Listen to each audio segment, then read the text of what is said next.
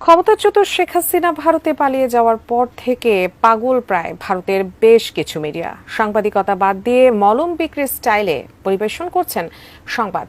নীতি নৈতিকতা বিসর্জন দিয়ে করে যাচ্ছে নির্লজ্জ মিথ্যাচার। তারা এখন অন্তর্বর্তী সরকারকে নিয়ে গুজব ছড়াচ্ছে নানাভাবে।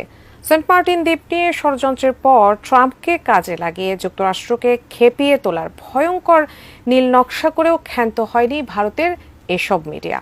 এবার ইসকনকে কাজে লাগিয়ে শান্ত বাংলাদেশকে অশান্ত করতে মরিয়া হয়ে উঠেছে শেখ হাসিনার মদতপুষ্ট এই মিডিয়াগুলো। বিস্তারিত থাকছে রিপোর্টে। চরম পরিণতির জন্য ডক্টর ইউনূসের সরকার প্রস্তুত থাকুন। চরম পরিণতি আপনারা দেখতে পাবেন।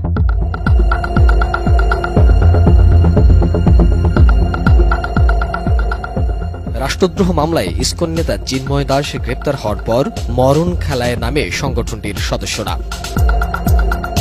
সেই সাথে ভারতের মিডিয়ায় চলতে থাকে অবিরাম প্রোপাগান্ডা।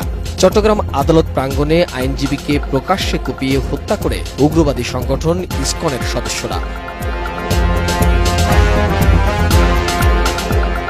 অথচ ভারতের মিডিয়ায় আইনজীবী সাইফুল ইসলাম আলিফকে নিয়ে অপপ্রচার চালাচ্ছে তারা নিহত আইনজীবীকে চিন্ময়ের আইনজীবী হিসাবে উপস্থাপন করে দেশের মধ্যে অস্থিরতা সৃষ্টির চেষ্টা করছে।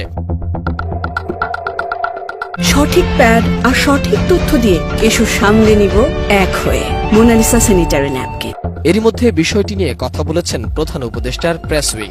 সাইফুল ইসলামকে চিন্ময়ের আইনজীবী হিসাবে পরিচয় করাচ্ছে ভারতের সংবাদ মাধ্যম। বলেন, দাবিটি মিথ্যা এবং অসৎ উদ্দেশ্য নিয়ে ছড়ানো হয়েছে। চিফ মেট্রোপলিটন ম্যাজিস্ট্রেট আদালতে চিন্ময় কৃষ্ণ দাসের পেশাকৃত ওকালতনামা থেকে দেখা যায় যে তার আইনজীবীর নাম অ্যাডভোকেট শুভাশিস শর্মা। এক্ষেত্রে প্রধান উপদেষ্টার প্রেস উইং সবাইকে যে কোনো প্রকার উস্কানিমূলক মিথ্যা প্রতিবেদন প্রচার করতে বিরত থাকার অনুরোধ জানিয়েছেন।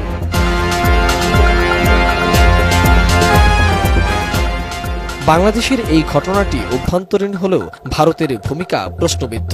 এরই মধ্যে ইসকন নেতা চিন্ময় কৃষ্ণ দাস ব্রহ্মচারীর মুক্তির দাবি করেছে পশ্চিমবঙ্গের বিজেপি নেতা। তাকে মুক্তি না দিলে সনাতনীরা কলকাতার বাংলাদেশ ডেপুটি হাই কমিশনারের সামনে বিক্ষোভ সহ সীমান্তে অবরোধ করবে বলেও হুমকি দিয়েছেন রাজ্যের বিরোধী দলের নেতা শুভেন্দু অধিকারী।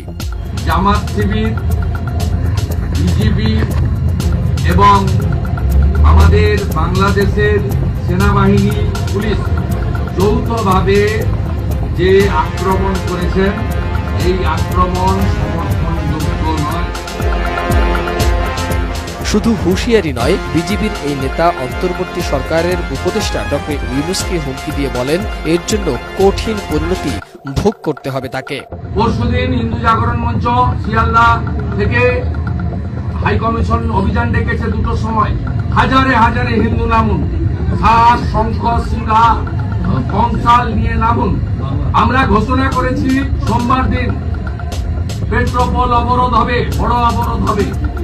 সেখানে শান্তনু ঠাকুর মহোদয়ের তাকে আমরা অনুরোধ করেছি, সুব্রত ঠাকুর, অশোক সোনিয়া, স্বপন মজুমদার, অসীম সরকার, বঙ্কিম ঘোষ সব বিধায়করা থাকবেন, হাজার হাজার মানুষ নামবেন। আমরা অবরোধ করব, পরিস্থিতি দেখে প্রয়োজনে পার্মানেন্ট অবরোধ হবে। সোমবার দিন আমরা সূচনাটা করছি, আমরা এর শেষ দেখে ছাড়ব। এর আগে মঙ্গলবার রাতে ইসকনকে সন্ত্রাসী সংগঠন আখ্যা দিয়ে নিষিদ্ধের দাবি তুলেছেন দেশের বিভিন্ন বিশ্ববিদ্যালয়ের শিক্ষার্থীরা, করছেন বিক্ষোভ মিছিল। একই দাবিতে রাত ৯টায় রাজশাহী বিশ্ববিদ্যালয় শহীদ জোহা চত্বর বিক্ষোভ মিছিল করেছে বৈষম্যবিরোধী আন্দোলনকারী শিক্ষার্থীরা।